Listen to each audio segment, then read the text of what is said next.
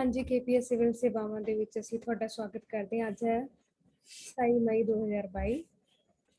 ਰੋਜ਼ਾਨਾ ਦੀ ਤਰ੍ਹਾਂ ਖਬਰਾਂ ਦਾ ਸਿਲਸਿਲਾ ਸ਼ੁਰੂ ਕਰਦੇ ਹਾਂ। ਸੋ ਅੱਜ ਦੀ ਜਿਹੜੀ ਸਾਡੀ ਪਹਿਲੀ ਖਬਰ ਆਈ ਹੈਗੀ ਹੈ ਉਹ ਹੈ ਏਸ਼ੀਅਨ ਡਿਵੈਲਪਮੈਂਟ ਬੈਂਕ ਨਾਲ ਰਿਲੇਟਡ ਖਬਰ ਕੀ ਅਸੀਂ ਜਾਣਦੇ ਹਾਂ। ਏਸ਼ੀਅਨ ਡਿਵੈਲਪਮੈਂਟ ਬੈਂਕ ਦੁਆਰਾ ਪ੍ਰਕਾਸ਼ਿਤ ਇੱਕ ਨਵੇਂ ਵਰਕਿੰਗ ਪੇਪਰ ਦੇ ਵਿੱਚ ਕਿਹਾ ਗਿਆ ਹੈ ਕਿ ਭਾਰਤ ਦਾ ਕੁੱਲ ਘਰੇਲੂ ਉਤਪਾਦ ਜੋ ਕਿ ਕੋਵਿਡ ਮਹਾਮਾਰੀ ਦੇ ਦੌਰਾਨ ਸਭ ਤੋਂ ਲੰਬੇ ਸਮੇਂ ਤੱਕ ਸਕੂਲ ਬੰਦ ਕਰਨ ਵਾਲੇ ਦੇਸ਼ਾਂ ਵਿੱਚੋਂ ਇੱਕ ਹੈ। ਨੌਜਵਾਨਾਂ ਦੇ ਲਈ ਸਿੱਖਣ ਦੇ ਨੁਕਸਾਨ ਕਾਰਨ ਦੱਖਣੀ ਏਸ਼ੀਆ ਵਿੱਚ ਸਭ ਤੋਂ ਵੱਧ ਜਾਂ ਵੱਡੀ ਰਿਕਾਵਟ ਹੈ ਜਿਹੜੀ ਉਹ ਗਿਰਾਵਟ ਹੈ ਜਿਹੜੀ ਉਹ ਵੇਖਣ ਨੂੰ ਮਿਲੇਗੀ। ਹੁਣ ਇਸ ਦਾ ਕੀ ਇੰਪੈਕਟ ਹੈ ਜਿਹੜਾ ਉਹ ਪਿਆ। ਏਸ਼ੀਅਨ ਜਿਹੜੀ ਡਿਵੈਲਪਮੈਂਟ ਬੈਂਕ ਹੈ ਉਹ ਕੀ ਹੁੰਦਾ। ਇਹ ਇੱਕ ਖੇਤਰੀ ਵਿਕਾਸ ਬੈਂਕ ਹੈਗਾ ਜੋ 19 ਦਸੰਬਰ 1966 ਨੂੰ ਸਥਾਪਿਤ ਕੀਤਾ ਗਿਆ ਸੀ, ਜਿਸ ਦਾ ਮੁੱਖ ਦਫ਼ਤਰ ਮੈਂਟਰੋ ਮਨੀਲਾ ਫਿਲੀਪੀਨਸ ਦੇ ਸ਼ਹਿਰ ਦੇ ਵਿੱਚ ਸਥਿਤ ਔਰਗਿਟਾ ਸੈਂਟਰ ਦੇ ਵਿੱਚ ਹੈਗਾ। ਕੰਪਨੀ ਏਸ਼ੀਆ ਵਿੱਚ ਸਮਾਜਿਕ ਅਤੇ ਆਰਥਿਕ ਵਿਕਾਸ ਨੂੰ ਉਤਸ਼ਾਹਿਤ ਕਰਨ ਦੇ ਲਈ ਵਿਸ਼ਵ ਭਰ ਦੇ ਵਿੱਚ 31 ਖੇਤਰੀ ਦਫ਼ਤਰ ਵੀ ਰੱਖਦੀ ਹੈ। ਬੈਂਕ ਏਸ਼ੀਆ ਅਤੇ ਪ੍ਰਾਂਤ ਲਈ ਸੰਯੁਕਤ ਰਾਸ਼ਟਰ ਦੇ ਆਰਥਿਕ ਅਤੇ ਸਮਾਜਿਕ ਕਮਿਸ਼ਨ, ਪਹਿਲਾਂ ਏਸ਼ੀਆ ਅਤੇ ਦੂਰ ਪੂਰਬ ਦੇ ਲਈ ਆਰਥਿਕ ਕਮਿਸ਼ਨ ਤੇ ਗੈਰ ਖੇਤਰੀ ਵਿਕਸਿਤ ਦੇਸ਼ਾਂ ਦੇ ਮੈਂਬਰਾਂ ਅਤੇ ਗੈਰ ਖੇਤਰੀ ਵਿਕਸਿਤ ਦੇਸ਼ਾਂ ਨੂੰ ਸਵੀਕਾਰ ਕਰਦਾ ਹੈ। ਆਪਣੀ ਸਥਾਪਨਾ ਦੇ ਵਿੱਚ 31 ਮੈਂਬਰਾਂ ਵਿੱਚੋਂ ADB ਦੇ ਹੁਣ ਜੇ ਅਸੀਂ ਐਸਟੀਮੇਟ ਲਾਈਏ ਤਾਂ 68 ਹੈ ਜਿਹੜੇ ਉਹ ਮੌਜੂਦਾ ਮੈਂਬਰ ਹੈ।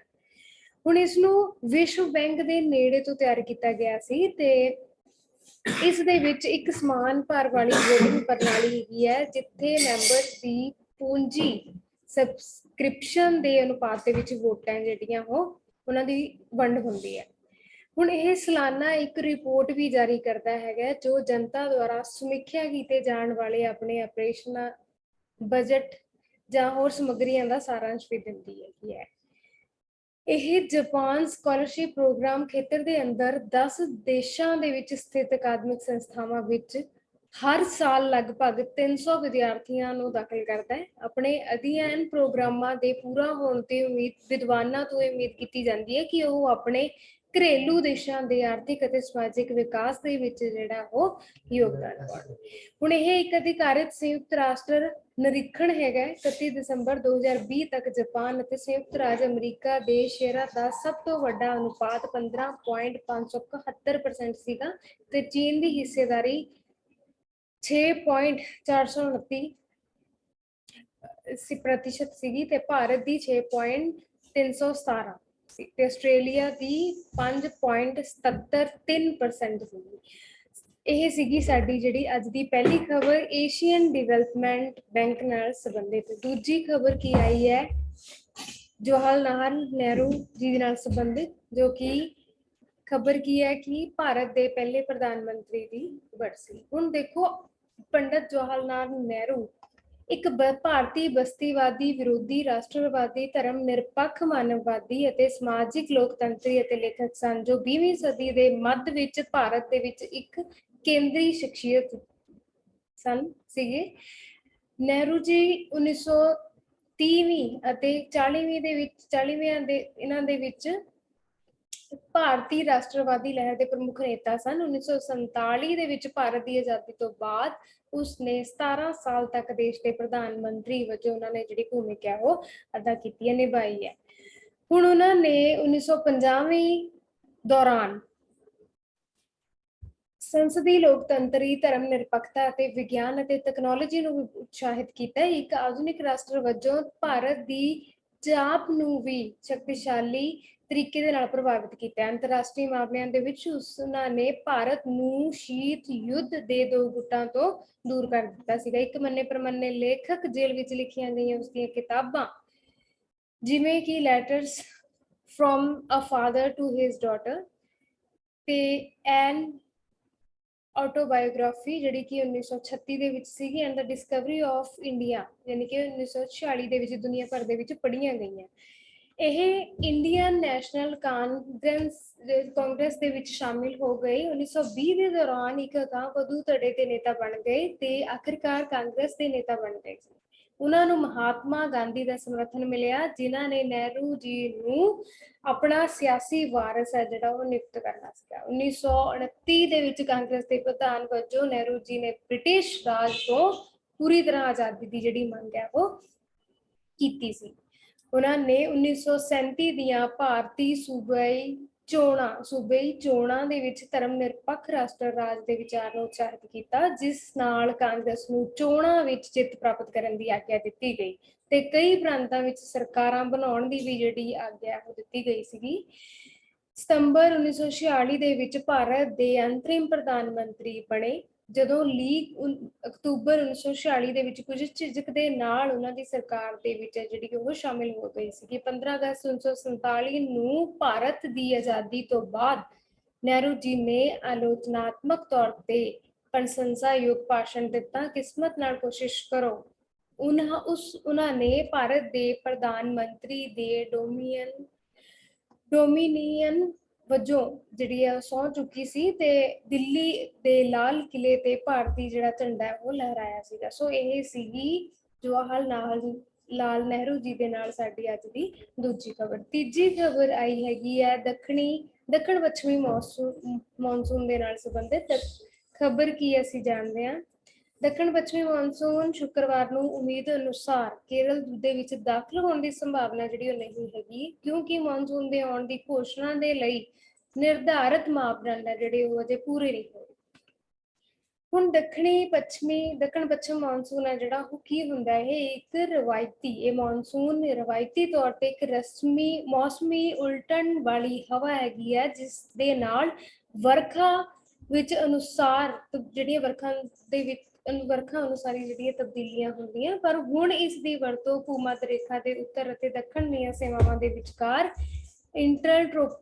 ਇੰਟਰਟ੍ਰੋਪਿਕਲ ਜਿਹੜਾ ਹੈਗਾ ਕਨਵਰਜੈਂਸ ਜ਼ੋਨ ਦੇ ਸਾਲਾਨਾ ਲੈਟੀਟਿਊਡਨਲ ਦੋਨਲ ਦੇ ਨਾਲ ਜੁੜੇ ਵਾਯੂਮੰਡਲ ਦੇ ਗੇੜ ਅਤੇ ਵਰਖਾ ਵਿੱਚ ਮੌਸਮੀ ਤਬਦੀਲੀਆਂ ਦਾ ਵਰਣਨ ਕਰਨ ਦੇ ਲਈ ਕੀਤੀ ਜਾਂਦੀ ਹੈ।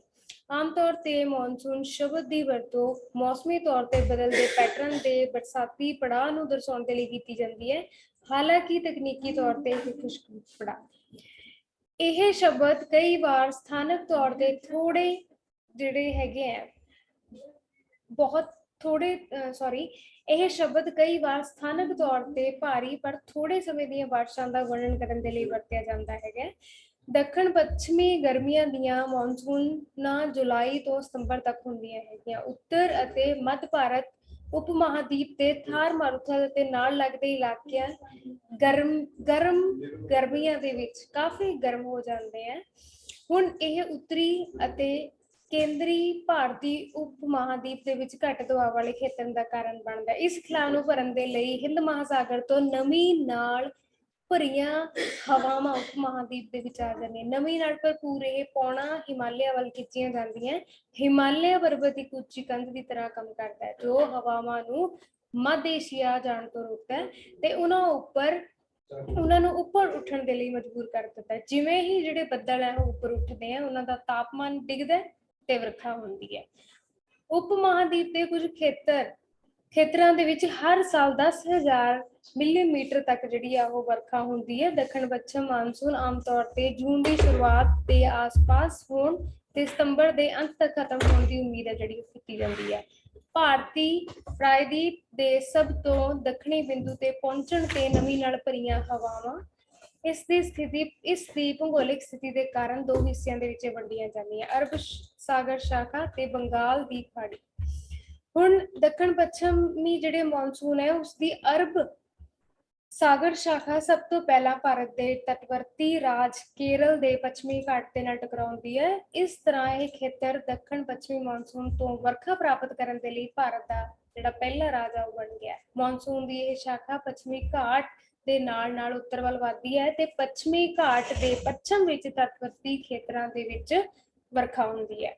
ਹੁਣ ਪੱਛਮ ਘਾਟ ਦੇ ਪੂਰਬੀ ਖੇਤਰਾਂ ਵਿੱਚ ਇਹ ਮੌਨਸੂਨ ਤੋਂ ਜਿਹੜੀ ਹੈ ਉਹ ਜ਼ਿਆਦਾ ਬਾਰਿਸ਼ ਨਹੀਂ ਹੁੰਦੀ, ਕਿਉਂਕਿ ਹਵਾ ਪੱਛਮੀ ਘਾਟ ਨੂੰ ਪੂਰਾ ਨਹੀਂ ਕਰਦੀ। ਦੱਖਣ ਪੱਛਮੀ ਮੌਨਸੂਨ ਦੀ ਬੰਗਾਲ ਦੀ ਖਾੜੀ ਜਿਹੜੀ ਹੈਗੀ ਹੈ ਇਹ ਸ਼ਾਖਾ ਹੈਗੀ ਹੈ, ਇਸ ਦੇ ਉੱਪਰ ਉੱਤਰ ਪੂਰਬੀ ਭਾਰਤ ਅਤੇ ਬੰਗਾਲ ਵੱਲ ਵਧਦੀ ਬੰਗਾਲ ਦੀ ਖਾੜੀ ਤੋਂ ਵਧੇਰੇ ਨਮੀ ਪ੍ਰਾਪਤ ਕਰਦੀ ਹੈ। ਇਹ ਹਵਾਵਾਂ ਭਾਰੀ ਮਾਤਰਾ ਵਿੱਚ ਵਰਖਾ ਦੇ ਨਾਲ ਪੂਰਬੀ ਹਿਮਾਲਿਆ ਤੇ ਪਹੁੰਚਦੀਆਂ। ਮੇਘਾਲਿਆ ਭਾਰਤ ਦੇ ਵਿੱਚ ਖਾਸੀ ਪਹਾੜੀਆਂ ਦੀਆਂ ਦੱਖਣੀ ਢਲਾਨਾਂ ਤੇ ਸਥਿਤ ਇਹ ਧਰਤੀ ਦੇ ਸਭ ਤੋਂ ਮਾਵ ਸਿਨਰਾਮ ਧਰਤੀ ਦੇ ਸਭ ਤੋਂ ਗਿੱਲੇ ਸਥਾਨਾਂ ਦੇ ਵਿੱਚੋਂ ਇੱਕ ਹੈ। ਪੂਰਬੀ ਹਿਮਾਲਿਆ ਪਰਬਤ ਤੇ ਪਹੁੰਚਣ ਤੋਂ ਬਾਅਦ ਹਵਾਵਾਂ ਜਿਹੜੀਆਂ ਉਹ ਪੱਛਮ ਵੱਲ ਰੁਖ ਕਰਦੀਆਂ। ਇੰਡੋ ਗੰਗਾ ਦੇ ਮੈਦਾਨ ਤੇ ਲਗਭਗ 1-2 ਹਫ਼ਤਿਆਂ ਦੀ ਦਰ ਦੇ ਨਾਲ ਪ੍ਰਤੀ ਰਾਜ ਧਰਤੀਆਂ ਦੇ ਨਾਲ ਇਹ ਯਾਤਰਾ ਕਰਦੀਆਂ ਤੇ ਇਸ ਦੇ ਸਾਰੇ ਰਸਤੇ ਦੇ ਵਿੱਚ ਕੀ ਹੈ ਕਿ ਇਹ ਮੀਂਹ ਪੈਂਦਾ। 1 ਜੂਨ ਨੂੰ ਭਾਰਤ ਵਿੱਚ ਮੌਨਸੂਨ ਦੀ ਸ਼ੁਰੂਆਤ ਦੀ ਤਰੀਕ ਹੈ ਜਿਹੜੀ ਉਹ ਮੰਨੀ ਜਾਂਦੀ ਹੈ। ਜਿਵੇਂ ਕਿ ਸਭ ਤੋਂ ਦੱਖਣੀ ਰਾਜ ਕੇਰਲ ਦੇ ਵਿੱਚ ਮੌਨਸੂਨ ਦੇ ਆਉਣ ਤੋਂ ਸੰਕੇਤ ਮਿਲਦਾ ਹੈ। ਭਾਰਤ ਦੇ ਵਿੱਚ ਮੌਨਸੂਨ ਦੇ ਵਿੱਚ ਲਗਭਗ 80% ਜਿਹੜੀ ਵਰਖਾ ਉਹ ਹੁੰਦੀ ਹੈ। ਸੋ ਇਸ ਤਰ੍ਹਾਂ ਅੱਜ ਦਾ ਜਿਹੜੀ ਸਾਡੀ ਅੱਜ ਦੀ ਤੀਜੀ ਖਬਰ ਸੀਗੀ ਉਹ ਸੀਗੀ ਦੱਖਣ ਪੱਛਮੀ ਮੌਨਸੂਨ ਦੇ ਨਾਲ ਸੰਬੰਧਿਤ। ਸੋ ਇਸ ਦੇ ਨਾਲ ਹੀ ਸਾਡੀ ਅੱਜ ਦਾ ਖਬਰਾਂ ਦਾ ਸਿਲਸਿਲਾ ਖਤਮ ਹੁੰਦਾ ਹੈ। ਧੰਨਵਾਦ।